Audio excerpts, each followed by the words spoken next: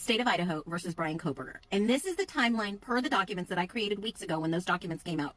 This timeline is what they are going by, which doesn't make sense because we'll show you why.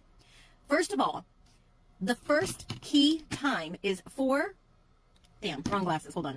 So according to this timeline, at 4 a.m., DoorDash delivery was made to the residence. That was the 1122, indicating at least one victim, Xana Kernodle, was awake at that time. But, however, in the other document they released prior to that, it said that everyone was home by 2 a.m. except for the fifth roommate, Xana, and her boyfriend, Ethan. Okay, keep that in mind. At 4:04, the surveillance footage captures Elantra, believed to be driven by suspect Bryan Kohberger, entering the vicinity of the victim's home. Of course, we didn't get to see that footage on Dateline, but that's okay. Hold that thought. Then at 4:12, it was said that Xana Kernodle was reportedly active on her phone, suggesting that she was alive at this time. That's 4:12. So keep in mind, for approximately 13 minutes, this white Hyundai Elantra was looking for a parking spot. Okay, hold that thought. We'll get back to that one.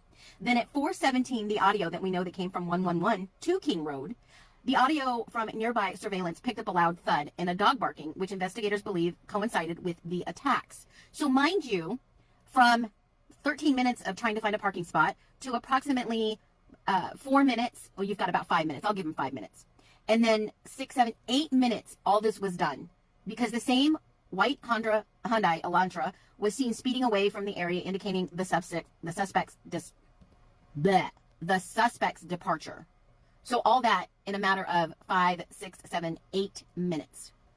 Is that correct? I think I'm checking the timeline across the documents, and that's 8 minutes. Okay, but if you look over here and you see all the text that I put off to the left side with these time frames, the first earliest time frame that they share with us is approximately Madison Mogan making a call to BF. Now, why would Maddie call BF? I mean, they're in the same house. They were just sitting on the bed talking per Dylan's statement. If y'all haven't read that, it's in there too. And then you see that DM creates a new contact an hour later, approximately an hour later. So for a whole hour, what happened between that time frame? Because then it picks up that Bethany actually contacted DM. Bethany initiated contact.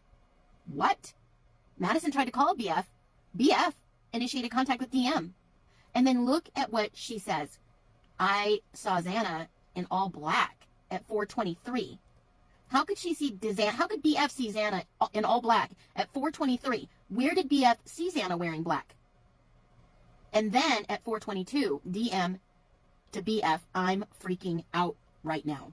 This timeline doesn't add up because I'm going to show you another one. Right at the bottom was from the documents that on her way, DM, on her way down, as she began running towards BF bedroom, she noticed Xana laying on the floor of her bedroom with her head towards the wall and her feet towards the door. Now, mind you, in that house, the door opened right to left. So would she be able to see Xana's feet if the door swung that way or what? I mean, Dylan literally had to head out right, exit right from her door and then take a sharp left down the stairs. Yes, she would pass Xana's room if it was light enough. I mean, how could she see her feet? I'm just questioning that, but I'll digress.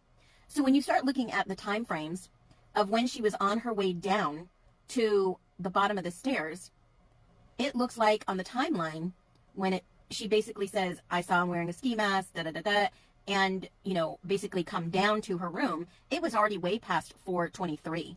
I mean, this timeline doesn't add up. What are your thoughts about this? Like and follow for more. Be well.